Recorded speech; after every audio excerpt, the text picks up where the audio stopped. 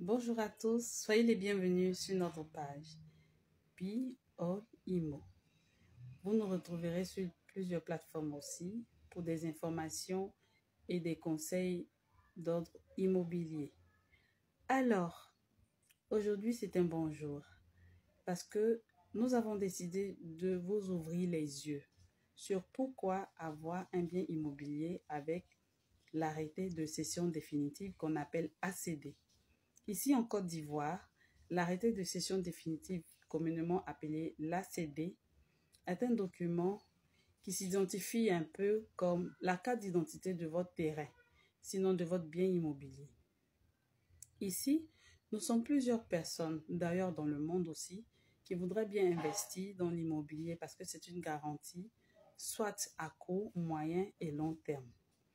Alors, si vous achetez un bien immobilier, rassurez-vous que ce bien est vraiment sécurisé. Je vous explique ici en quelques étapes comment le faire et pourquoi le faire. Let's go. Comment avoir un bien immobilier avec un ACD? C'est dans ce cas-là que nous, sociétés d'intermédiation, d'acquisition de biens immobiliers, nous rentrons en jeu. Parce que bien évidemment, nous sommes en contact avec tous les propriétaires qui nous ont confié leur bien immobilier avec tous les documents qui vont avec, notamment l'ACD. Alors, le client qui est désireux d'obtenir un bien sécurisé avec nous vient visiter son bien parce qu'il a déjà vu avec toutes les communications que nous faisons. Il vient constater que le bien est bel et bien à tel endroit avec l'extrait topographique. L'extrait topographique, c'est la situation de façon topographique du terrain en question. D'accord? Donc, c'est sur papier. Maintenant, le client, il vient constater qu'effectivement, à l'endroit indiqué se tient justement son terrain. Ensuite, avec l'ACD, quand il est OK pour l'achat du terrain, on part chez le notaire. Ça peut être son notaire ou notre notaire qu'on va lui conseiller. Donc, le notaire, à son tour, justifie qu'effectivement, les documents sont bien, sont propres, sont sécurisés, sont les vrais documents et que la vraie position du terrain, c'est exactement ce qu'on avait montré au client. Donc, le notaire, il a un géomètre agréé avec lequel il travaille. C'est-à-dire, on ne connaît même pas le géomètre. Un notaire, c'est comme ça qu'il travaille. Il vient pour vérifier et pour confirmer. Après, qu'est-ce qui se passe? Quand le client a eu le résultat de toutes ces informations, maintenant, nous passons à la transaction. Nous passons maintenant à la transaction.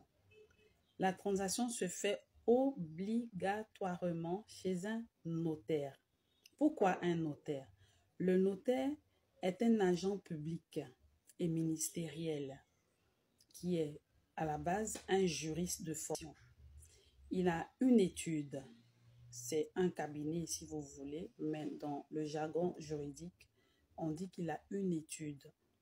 Et ce notaire-là, dans la prise de ses fonctions, le pouvoir lui a été donné de sorte que tout document qui sort de son étude est prouvé authentique.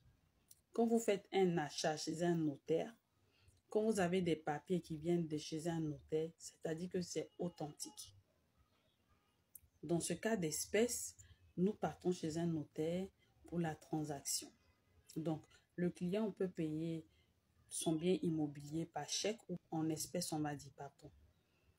Lorsqu'il a déboursé son argent pour son bien immobilier, dans ce cas d'espèce, le notaire présente un contrat qui est lu à haute et intelligible voix devant l'ancien propriétaire et le nouvel acquéreur, de sorte que tout soit transparent, tout se fait dans la transparence. Quand les deux parties sont d'accord, ils signent leurs différents points de signature, d'accord, sur les documents. Ils signent pour dire qu'ils sont d'accord. Ensuite, le notaire fait un acte de vente après encaissement du dit argent pour le bien en question.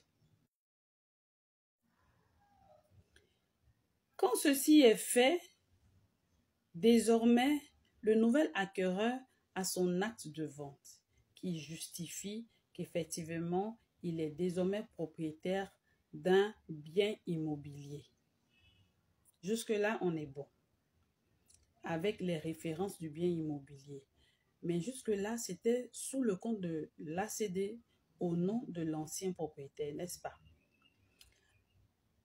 À cette étape-là, nous allons passer à l'étape 3. Qu'est-ce qui se passe à l'étape 3? À l'étape 3, le notaire dépose toute la documentation aux impôts. Les impôts vont faire le document au nom du nouvel acquéreur dans ces nouveaux documents qui n'a rien à voir avec l'ACD, mais qui équivaut à l'ACD qu'on appelle le certificat de mutation de propriété foncière.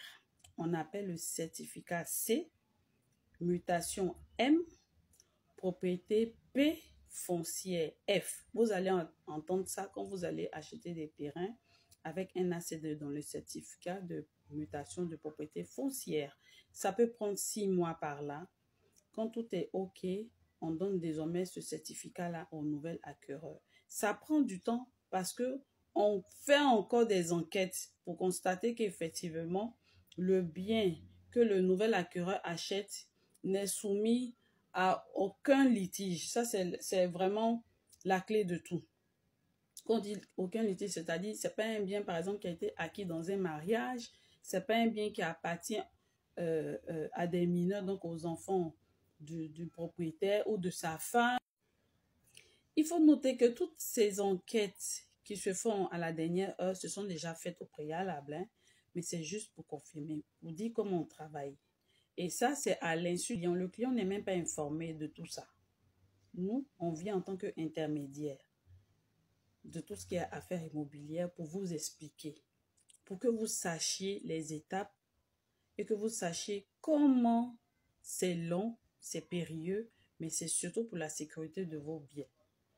Au sortir de tout, vous êtes définitivement propriétaire de votre bien immobilier avec le document qui s'appelle le certificat de mutation de propriété foncière. Ce document-là, il remplace l'ACD parce que vous avez fait un achat de bien avec un ACD. Donc, ce document-là informe juste les personnes qui prendront connaissance de ce document qu'auparavant, il y avait déjà un propriétaire qui avait un ACD. Désormais, c'est vous le deuxième propriétaire, le deuxième propriétaire de ce bien immobilier. C'est pourquoi au lieu de ACD, c'est plutôt le certificat de mutation de propriété foncière. L'ACD, c'est le premier document du premier propriétaire. Celui-là, c'est le deuxième document du deuxième propriétaire. J'espère que jusque-là, c'est bon. Nous vous disons à très bientôt. Vous pouvez nous consulter sur toutes nos plateformes en ligne, YouTube, Facebook, Insta, TikTok. Tous les liens seront mis pour nous suivre. N'oubliez pas de vous abonner. À très bientôt.